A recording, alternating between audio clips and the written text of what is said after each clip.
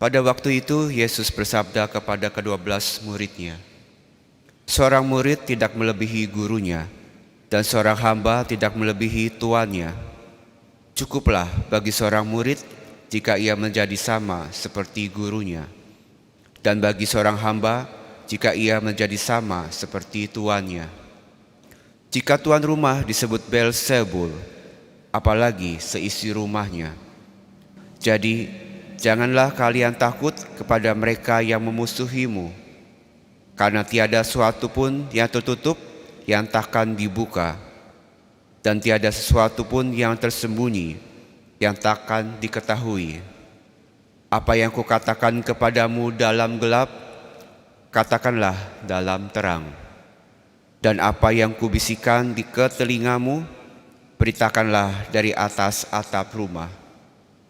Dan janganlah kalian takut kepada mereka yang dapat membunuh tubuh, tetapi tidak berkuasa membunuh jiwa. Tetapi takutlah Dia yang berkuasa membinasakan baik jiwa maupun tubuh di dalam neraka. Bukankah burung pipit dijual seduit 2 ekor? Namun tak seekor pun akan jatuh tanpa kehendak Bapakmu. Dan kalian, rambut kepalamu pun semuanya telah terhitung. Sebab itu, janganlah kalian takut, karena kalian lebih berharga daripada banyak burung pipit. Barang siapa mengakui aku di depan manusia, dia akan kuakui juga di depan Bapakku yang di surga. Tetapi barang siapa menyangkal aku di depan manusia, dia akan kusangkal di hadapan Bapakku yang di surga." Demikianlah sabda Tuhan. Terpujilah Kristus. Di dalam salah satu buku Santo Bonaventura yang berjudul Perjalanan Pikiran Manusia Menuju Allah, Santo Bonaventura itu menulis bahwa bagaimana kita ini dapat memahami misteri keselamatan Allah atau misteri Paskah. Kita ini dapat mengetahuinya dalam rahmat Allah, bukan dalam doktrin-doktrin. Kita dapat memahami karya keselamatan dalam kerinduan kita untuk mencari kehendak Allah, bukan dari pengertian manusia. Kita dapat mengerti misteri keselamatan dalam hidup doa, bukan sekedar penelitian. Jadi melalui tulisannya ini, Santo Bonaventura mengingatkan kita bahwa intelektual saja itu tidak cukup. Kita ini perlu rahmat Tuhan. Itulah sebabnya dalam bacaan Injil hari ini, Tuhan Yesus bersabda, "Seorang murid tidak melebihi gurunya, dan seorang hamba tidak melebihi tuannya. Cukuplah bagi seorang murid jika ia menjadi sama seperti gurunya." Jadi relasi kita dengan Tuhan, pengertian kita dengan Tuhan itu bukan perkara intelektual. Mungkin di dunia nyata seorang guru akan senang jika muridnya itu lebih pandai dari dirinya. Tapi dalam hal ini, dalam konteks ini, mengerti Allah itu bukan sekedar ilmu pengetahuan, kita butuh rahmat Tuhan. Dan kita bisa menjadi sama seperti Tuhan dalam hal karena kita ini sudah diciptakan serupa dengan gambar Allah. Sama seperti Allah dalam artian bukan melebihi Allah.